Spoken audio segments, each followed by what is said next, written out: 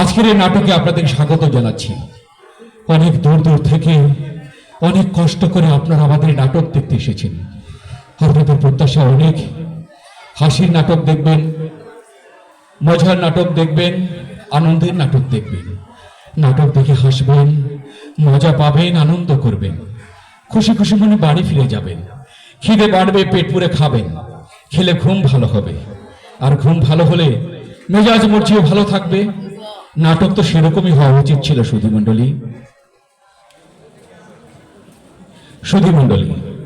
আপনারা কত রকম ভালো ভালো নাটক তো দেখেছেন, কত বাহারি তাদের নাম, কত রং ভাবে উপস্থাপনা, classic, neo classic, realistic, surrealistic, symbolic, অ্যাপিট, কমেডি, মোরালিটি, ব্রেস্ট, কাব্য নাটক, কত কি। কিন্তু এই নাটক কি কখনো দেখেছেন? সুধী মণ্ডলী, আপনারা প্রমেথিউস ট্র্যাজেডিতে বন্দী প্রমেথিউসের মর্মান্তিক আর্তনাদ শুনেছেন। লাউকুনের ট্র্যাজেডিতে নাগপাশে বন্দী লাউকুনের অসহ্য যন্ত্রণা আর মর্মাভেদী কাতর বিলাপের দৃশ্য অবলোকন করে কেঁদেছেন। মহামতি এরিস্টটল তো ইদিপাস নাটককে পৃথিবীর একমাত্র শ্রেষ্ঠতম ট্র্যাজেডি হিসেবে আখ্যায়িত করে গেছেন। তিনি জীবিত থাকলে আজ এই আফগানিস্তানের মঞ্চে, এই ফিলিস্তিনের মঞ্চে, এই ইরানের মঞ্চে যে নাটক অভিনীত হচ্ছে তাকে কোন অভিধারায় অভিহিত করতেন? সুধী মণ্ডলী, রাজা ইদিপাস তো একমাত্র পিতৃ হত্যা এবং মাতৃগমন করেছিলেন, কিন্তু এখানে হাজার হাজার পিতাকে হত্যা করা হচ্ছে, লক্ষ লক্ষ মাতা হচ্ছে ধর্ষিতা, পৃথিবীর রঙ্গমঞ্চ অভিনীত হচ্ছে ইতিহাসের করুণতম ট্র্যাজেডি। অথচ পৃথিবীর নির্বাক, নিশ্চুপ, কি টু শব্দটি করছে না। কারণ যারা মরছে তারা মুসলমান। ও প্রভু, ও যিশু, আমার এক ধর্ম, এক রাজ্য গণার শক্তি নিয়ে যুদ্ধ করছি। তুমি ধর্ম মানতে না, কিন্তু বিশ্বাস করতে খ্রিস্ট ধর্মে। তোমার সাথের যুগোস্লাভিয়া ভেঙে গেছে, ইভেন মুসলমানরা আবার মাথাটা চাটে উঠছে। একবার রাষ্ট্র কায়েম করতে পারলে সমগ্র ইউরোপ সম্মোহিতের মধ্যে ঢুকে যাবে ওদের দিকে। একটি খ্রিস্টান বেঁচে থাকতে, একটি খ্রিস্টান বেঁচে থাকতে আমরা তা হতে পারি না। কি খবর ইউনেস্কো? খবর সুখের নয় কমান্ডার। খনিতে রেখে কি হয়েছে বলো? প্রেসিডেন্ট বন্দী শিবির থেকে খবর এসেছে কবি দরবেশ কার্জিসকে কারা ছিনিয়ে নিয়ে গেছে। দরবেশ কার্জিস আবার পালিয়েছে। পালায়নি কমান্ডার, তাকে ছিনিয়ে নিয়ে গেছে। চুপ কর! আমাদের গর্ত পক্ষীগুলোকে ঘুমোচ্ছিল নাকি? যাও, 20 দিনের সমস্ত নারী, পুরুষ, শিশু, কিশোর, বৃদ্ধ, বৃদ্ধাকে বেঁধে এই কনস্টেশন ক্যাম্পে আনতে হবে। তারপর তাদের উপর নির্যাতন চালাতে হবে, এমন অমানসিক নির্যাতন যা তারা কখনো কল্পনাও করেনি। যা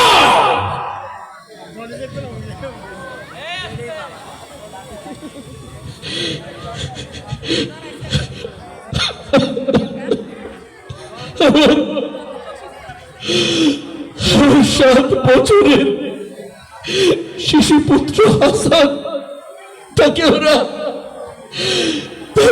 আমার চোখের সামনে জয় করলো। রক্তাক্ত কাটা মাথাটা আমার হাতে ধরিয়ে দিয়ে বলল,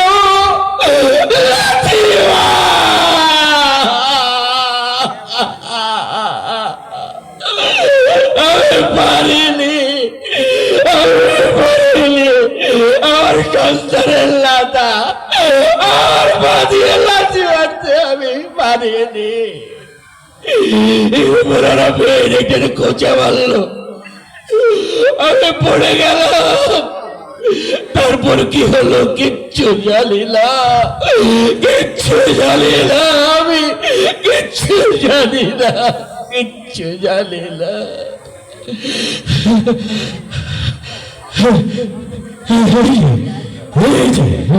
এটা কোথা?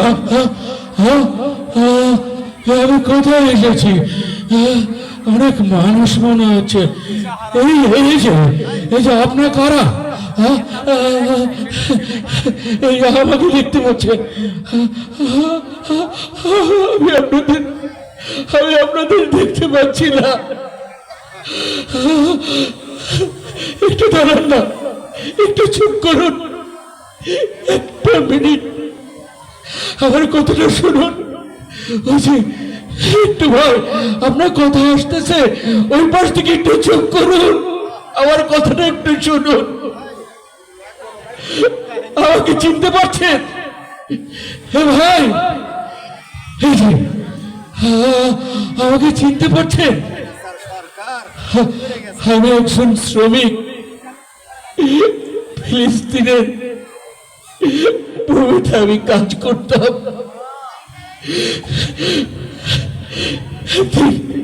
আমি কাজ করতে গিয়েছি, হঠাৎ শুনি আমার আমার আমার বাড়িতে পাম্পিং করা হয়েছে।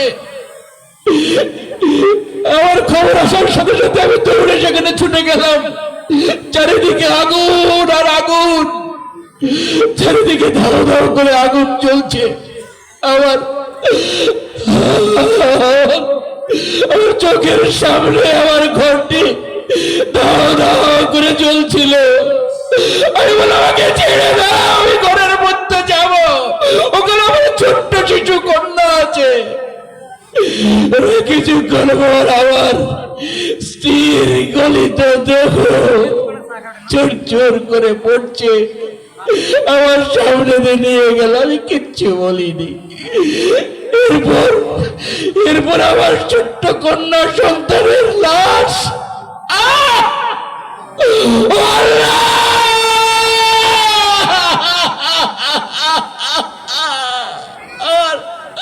আমার কলিজার মোটা ওরা আমার সামনে দিয়ে নিয়ে গেল, আমি কিচ্ছু বলিনি।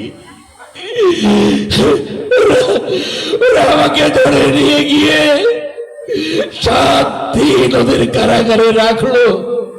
একদিন একটা দরজা খুলতেই ঝলমলে আলো এসে আমার শরীরের মধ্যে পড়েছে, চোখটা জলচিয়ে উঠলো ক্ষুধায়। আরে আমি কাতর হয়ে পড়েছিলাম, বললাম একটু পানি হবে। ওরা বললো, পানি দেবো তোকে, পানি দেবো তোকে, তবে একটা কাজ তোদের করতে হবে। আমি বললাম, কি কাজ করতে হবে? বললো, এই যে দেখতে পাচ্ছিস, এই যে দেখতে পাচ্ছিস কোরআন, কোরআন দেখতে পাচ্ছিস? হ্যাঁ দেখতে পাচ্ছি। বললাম, ওটা নিচে ফেলেছিস কেন? ওটাতে, ওটা আমার বুকের মধ্যে দে। আরে ওটা আমার কোরআন, ওটা আল্লাহর কথা, আল্লাহর বাণী, ওটা নিচে রাখিস না, আমার বুকে দে। ওরা আমার হাত বেঁধে ফেললো, বললো এর উপরে পারা করে আল্লাহ আল্লাহ আল্লাহ। আরে ফাঁকে তারা কোরআনের উপর রাখতে বলছে, আমি পারিনি। এরপর আমাকে বললো, পারাক। আমি আমার সমস্ত থুতু মুখের মধ্যে দিয়ে বললাম, কুত্তার বাচ্চা, তোর সাহস কি করে হলো ওই কোরআনের উপর আমি পা রাখবো? কুত্তার বাচ্চা। এরপর তারা এক টুকরো কাজ দিয়ে খুঁজিয়ে খুঁজিয়ে আমার চোখ দুটো উপড়ে ফেললো। আমি কিচ্ছু দেখতে পাই না, আমি কিচ্ছু দেখতে পাই না। আমার কন্যা সন্তানকে মেরেছে, আমি কিচ্ছু বলিনি। আমার স্ত্রীকে মেরেছে, আমি কিচ্ছু বলিনি।